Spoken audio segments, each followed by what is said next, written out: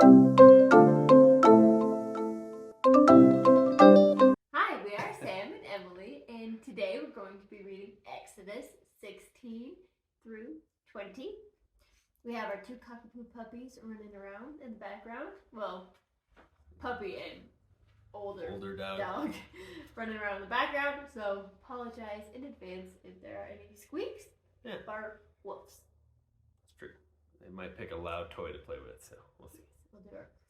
All right. So I will start with chapter 16 in the NIV version of the Bible in Exodus. So Exodus chapter 16. All right.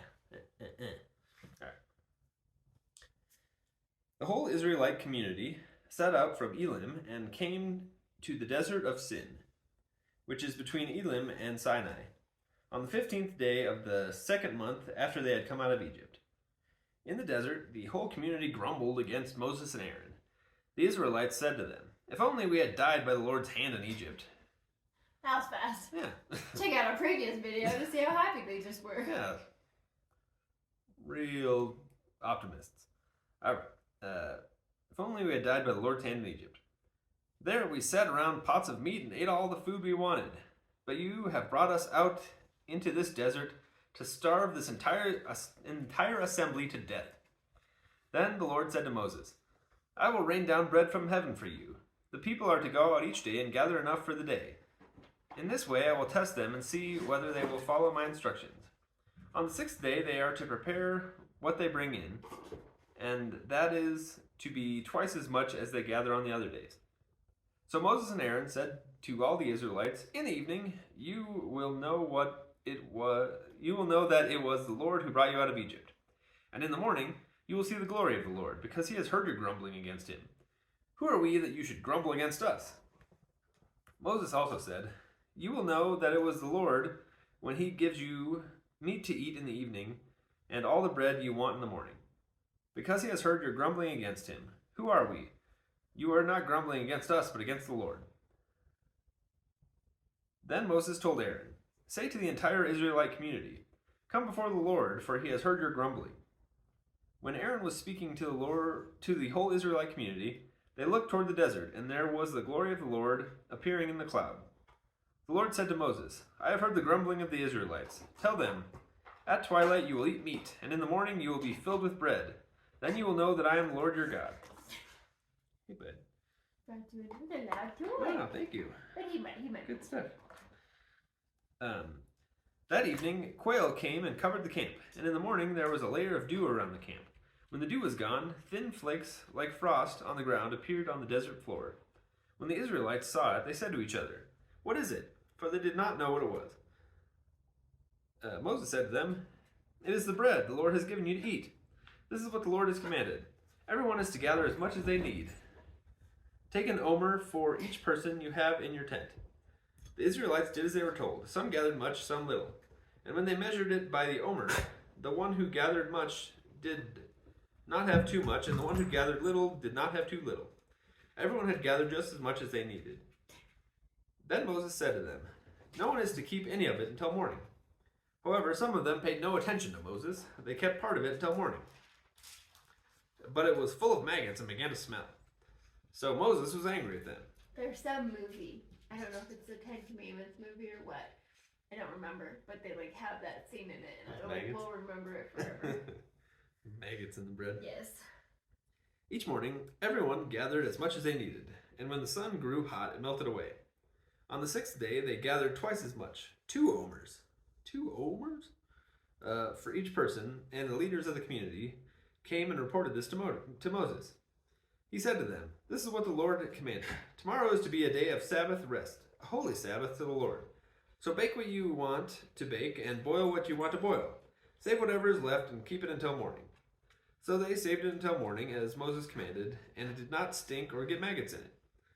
"Eat it today," Moses said, "because today is a Sabbath to the Lord.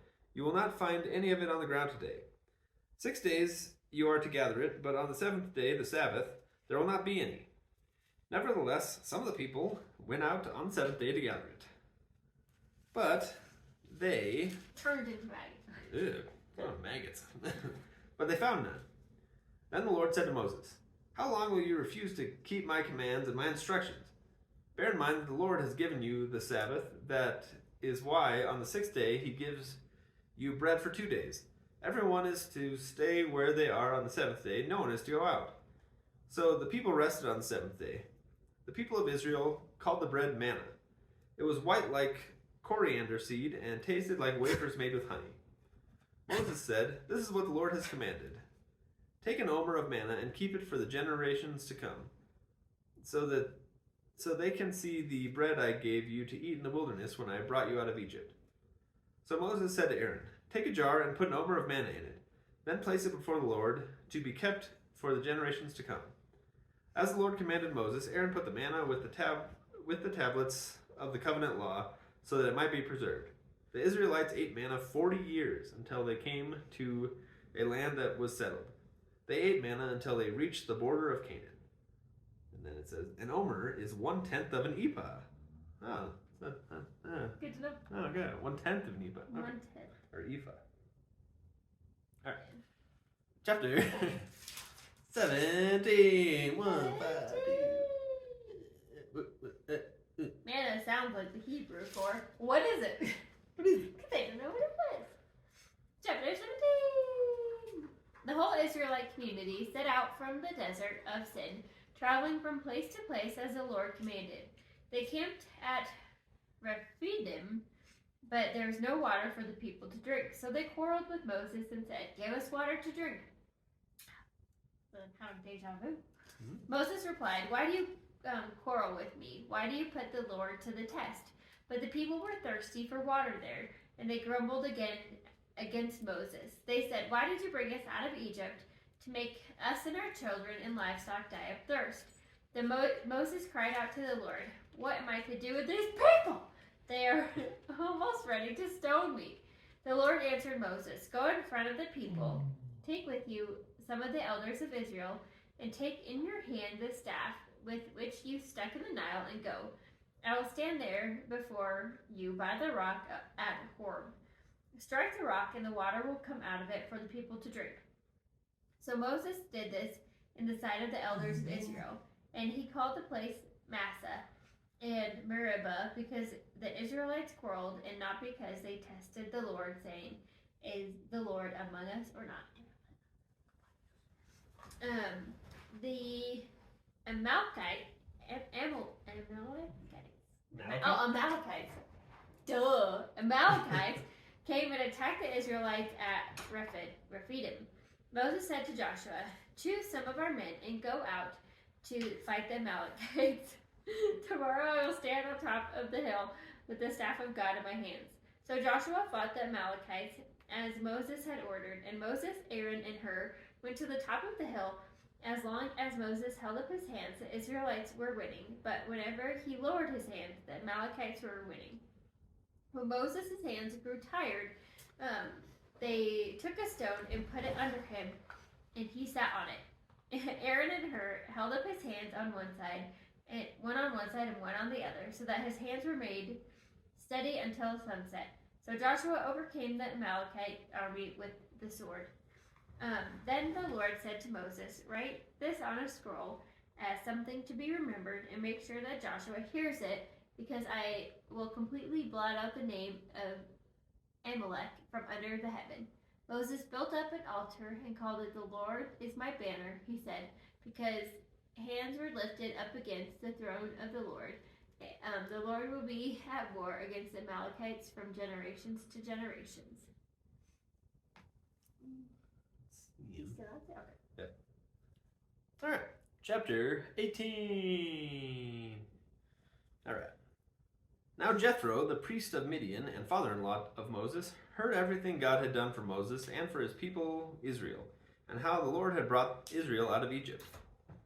After Moses, He's excited. Yep. After Moses had sent away his wife Zipporah, his father-in-law Jethro received her and her 2 sons. One son was named Gershon. Gershon. That's R-M-N or an M. Now, for Moses, I have become a foreigner in a foreign land, and the other was named Eliezer. Eliezer? Eliezer, oh my goodness, my Sunday school teachers would be so disappointed in me. For he said, my father's God was my helper. He saved me from the sword of Pharaoh. All right. I'll take it up on chapter 5. Woo! Woo! Big jump. All right. Jethro, Moses' father-in-law, together with Moses, his sons and wife, came to him in the wilderness, where he was camped near the mountain of God. Jethro had sent word to him, I, your father-in-law Jethro, am coming to you with your wife and her 2 sons. So Moses went out to meet his father-in-law and bowed down and kissed him. They greeted each other and then went into the tent. Moses told his father-in-law about everything the Lord had done to Pharaoh and the Egyptians for Israel's sake, and about all the hardships they had met along the way and how the Lord had saved them. Jethro was delighted to hear about all the good things the Lord had done for Israel in rescuing them from the hand of the Egyptians. He said, Praise be to the Lord, who rescued you from the hand of the Egyptians and of Pharaoh, and who rescued the people from the hand of the Egyptians. Now I know that the Lord is greater than all other gods, for he did this to those who had treated Israel arrogantly. Then Jethro, Moses' father-in-law, brought a burnt offering and other sacrifices to God, and Aaron came with all the elders of Israel to eat a meal with Moses' father-in-law in the presence of God. The next day Moses took his seat to serve as a judge for the people, and they stood around him from morning till evening. When his father-in-law saw all that Moses was doing for the people, he said, What is this you are doing for the people? Why do you alone sit as judge, while all these people stand around you from morning till evening? Moses answered him, Because the people come to me to seek God's will. Whenever they have a dispute, it is brought to me, and I decide between the parties and inform them of God's decrees and instructions. Moses' father-in-law replied, What you are doing is not good. You and these people who come to you will only wear yourselves out. The work is too heavy for you. You cannot handle it alone. Listen now to me, and I will give you some advice. And may God be with you. You must be the people's representative before God and bring their disputes to him. Teach them his decrees and instructions, and show them the way they are to live, and how they are to behave. But select capable men from all of the people, men who fear God, trustworthy men, who hate dishonest gain, and appoint them as officials over thousands, hundreds, fifties, and tens. Have them serve as judges for the people at all times, but have them bring every difficult case to you. The simple cases they can decide themselves. That will make your load lighter, because they will share it with you.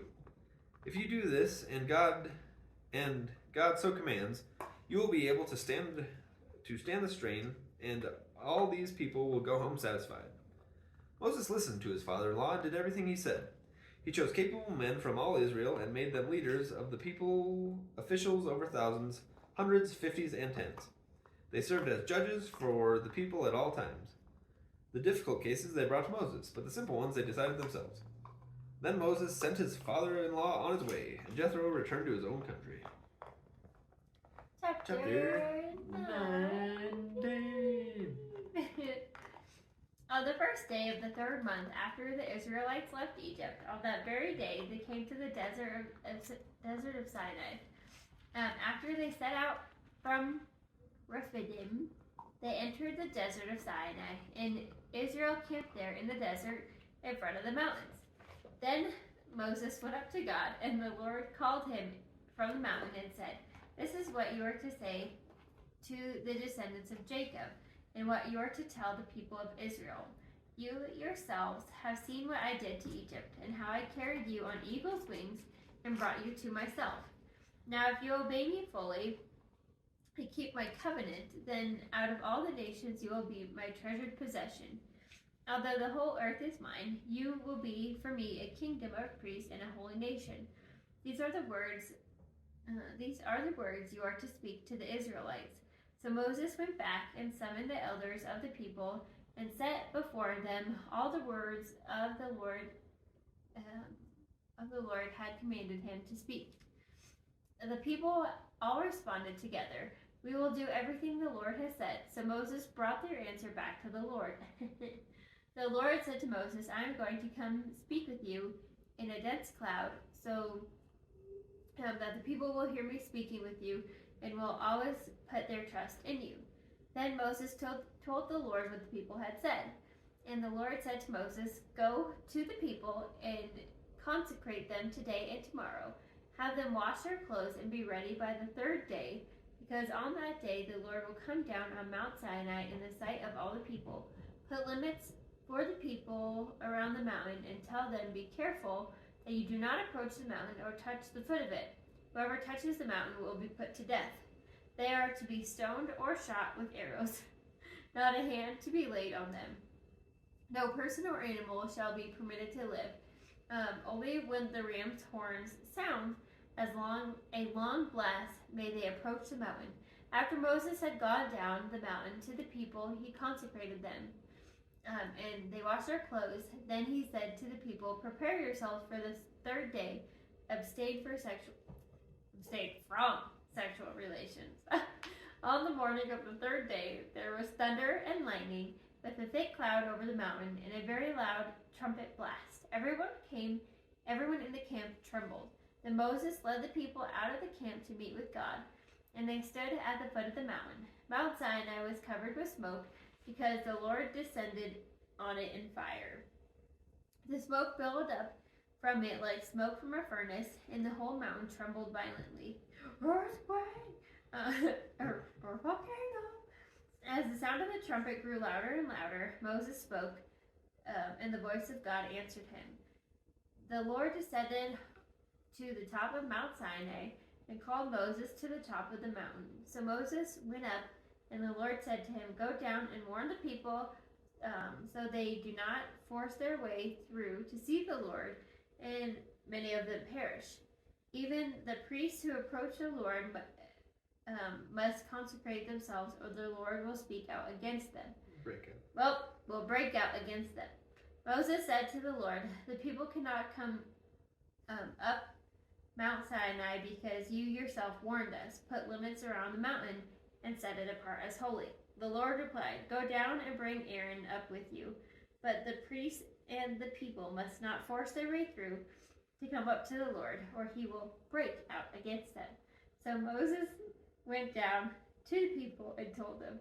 What's that other one that I kept saying, like sleep or sheep instead of, I think I said sheep instead of sleep. Check out our Genesis video. Happens more than one time. Chapter 20. All right. And God spoke all these words. I am the Lord your God, who brought you out of Egypt, out of the land of slavery. You shall have no other gods before me. You shall not make for yourself an image in the form of anything in heaven above, or on the earth beneath, or in the waters below. You shall not bow down to them or worship them, for I, the Lord your God, am a jealous God, punishing the children for the sin of the parents to the third and fourth generation of those who hate me, but showing love to 1,000 generations of those who love me and keep my commandments. You shall not misuse the name of the Lord your God, for the Lord will not hold anyone guiltless who misuses his name. Remember the Sabbath day by keeping it holy. 6 days you shall labor and do all your work, but the seventh day is a Sabbath to the Lord your God. On it you shall not do any work, neither you nor your son or daughter, nor your male or female servant, nor your animals, nor any foreigner residing in your towns.